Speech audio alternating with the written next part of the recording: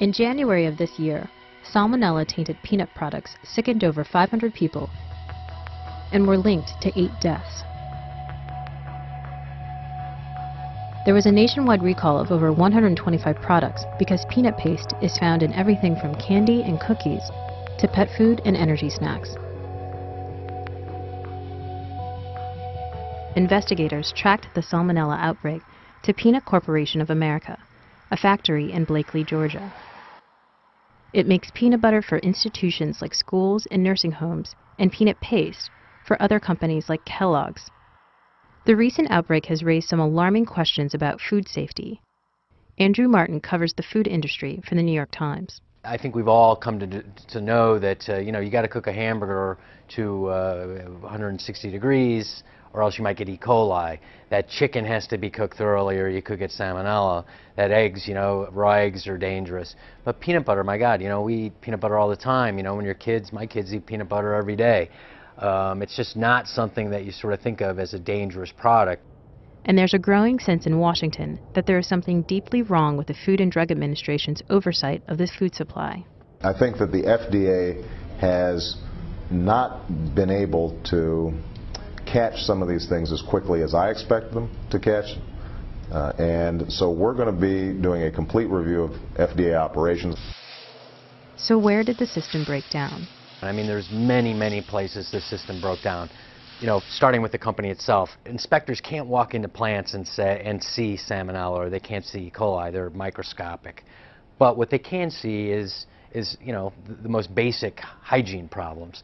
And from what we know now, from what the FDA has revealed, is that this plant had some very serious problems in terms of basic cleanliness. Roaches crawling all over with, slime in the conveyor belts, mold on the floors. And you think, how could it be that people walk through the same plant and didn't see some of this stuff? In addition, the company hired its own inspectors who time after time gave it a superior rating. It's obviously a very good question how a plant with this serious of problems could have continually passed audits. But it raises very serious questions in my mind about the sort of utility of these audits. What's worse, in more than one instance, Peanut Corporation of America tested their products for salmonella and got positive results.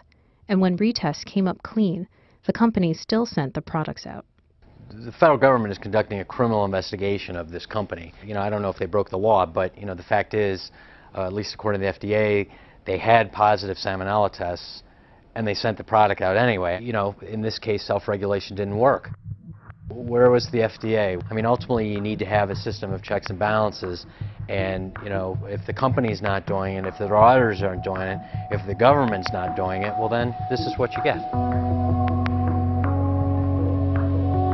Gardner Harris covers the Food and Drug Administration in Washington, D.C. He says the agency is overwhelmed by the vastness of its duties, and it has little authority to regulate. In fact, there are 12 distinct federal agencies with some oversight power over food. And this scattered approach and regulatory authority over food, according to most outside observers, is one of the principal reasons that food oversight has been very poor in this country. For instance, FDA oversees cheese pizzas, USDA oversees meat pizzas, FDA oversees closed sandwiches, USDA oversees open sandwiches. And the FDA's oversight of drugs, for instance, is very different than its oversight of food. Although I think in the public's mind, we really sort of mix these up. So in its oversight of drugs, for instance, FDA assumes that a drug is unsafe unless a drug maker proves through considerable research that it is safe. On the food side, just the opposite happens, actually. Food manufacturers get the assumption that their product is safe, and it takes the FDA to prove that it is unsafe for the FDA to be able to do anything. So the result is that FDA has very little authority in the food area. That issue of authority has become an important part of this debate, and nearly all of the legislative reform proposals would give FDA much more authority to do precisely that, which is to do sort of preventive shutdowns of places they think may be producing contaminated products. Several members of Congress have proposed making significant changes at the FDA. There is an important group of legislators who believe essentially that all FDA needs is more money and more authority, and frankly a little more guts, and it could do a much better job overseeing food. But there's another group of legislators, and they are powerful, who believe fundamentally that FDA is primarily a drug and device approval agency, and that food has always been a stepchild at FDA and always will be. And so that their answer really is to split off food from FDA and create its own institute.